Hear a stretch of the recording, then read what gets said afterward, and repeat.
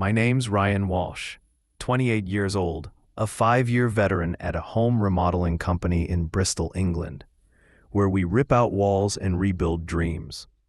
It's gritty work, but the crew's like family, and our sassy rule, keep anything found behind the walls, adds a thrill.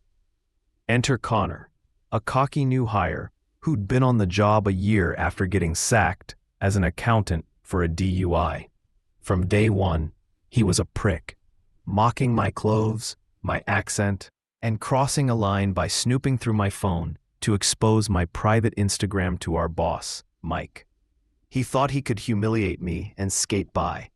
I played it cool, set a trap with fake gold coins, and watched him quit in a blaze of stupidity.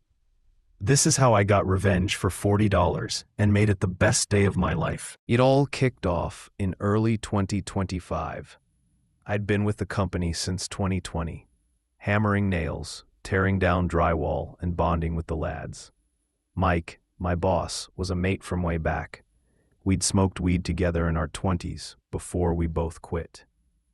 He ran a tight ship, but trusted us, and we had a blast, especially with our finders keeper rule.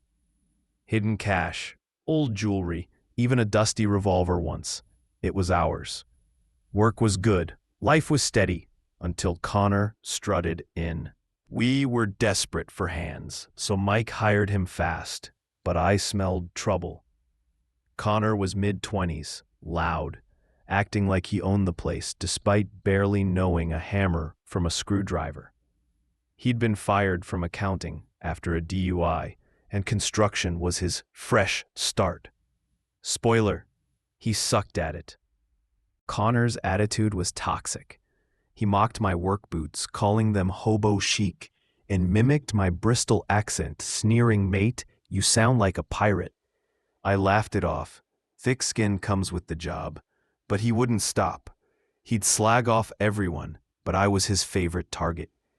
The crew, Tom, Ellie, and others, told him to chill, but he'd just smirk. I kept my cool, focusing on work, but Connor was a ticking bomb. A month in, he went too far. I left my phone on a break room table during lunch, and the bastard grabbed it, scrolled through my private Instagram, and found old pics of me smoking weed from years back. He didn't just laugh. He showed them to Mike, trying to get me in trouble. "Ryan's a stoner," he crowed, waving my phone. Mike, knowing our history, just shrugged. "Old news, Connor. Get back to work."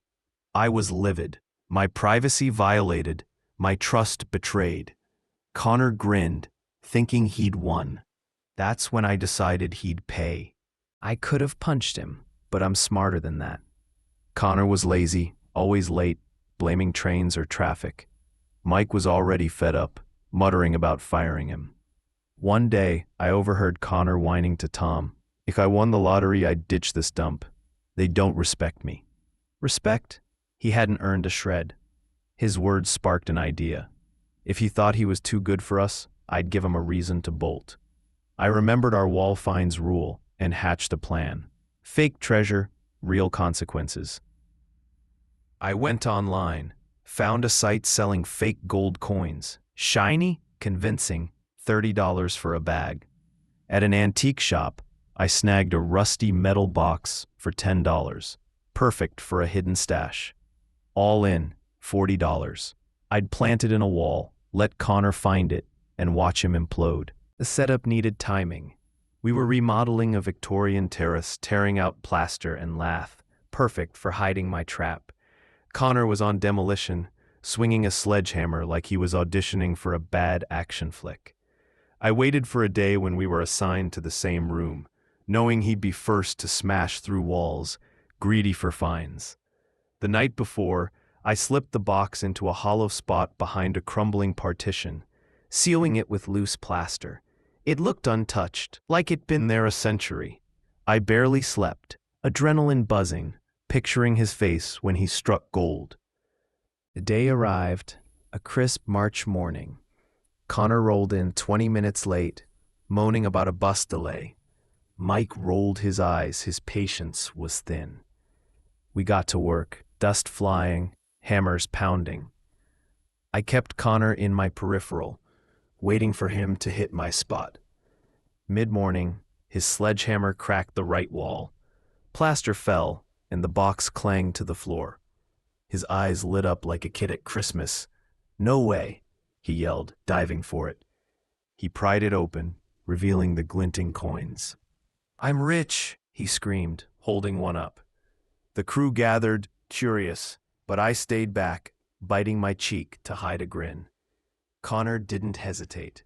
He spun to Mike, who'd just walked in, and shouted, "You're a loser, Mike. I'm done with this."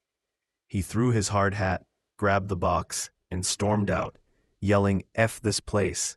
I'm rich." The crew was stunned. Mike blinked, then muttered, "Good riddance." I played dumb, shrugging. Guess he found his ticket out. Inside, I was soaring. As we cleaned up, Mike pulled me aside. I was firing him next week anyway. Kid was always late. I nodded, keeping my poker face, but my heart was doing backflips. Connor quit, thinking he'd hit the jackpot, only to face a pile of worthless metal. I wished I could have seen his face when he tried to cash in. Probably at some pawn shop, jaw-dropping as they laughed him out. The aftermath was quiet. The crew moved on, joking about Connor's meltdown. Mike never suspected my stunt, and the job got easier without Connor's drama. I stayed another year, saving for a house and left on good terms. Connor, no clue where he landed, but I bet he's still whining somewhere. No respect in sight. That $40 was the best I ever spent, cheaper than a night out, sweeter than any punch. He invaded my privacy, tried to ruin me, and thought he was untouchable. I let him dig his own grave, handed him a shovel, and watched him bury himself. Revenge doesn't get cleaner than that.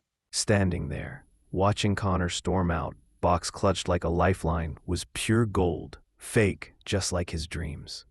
I got my justice, kept my job, and proved you don't mess with Ryan Walsh.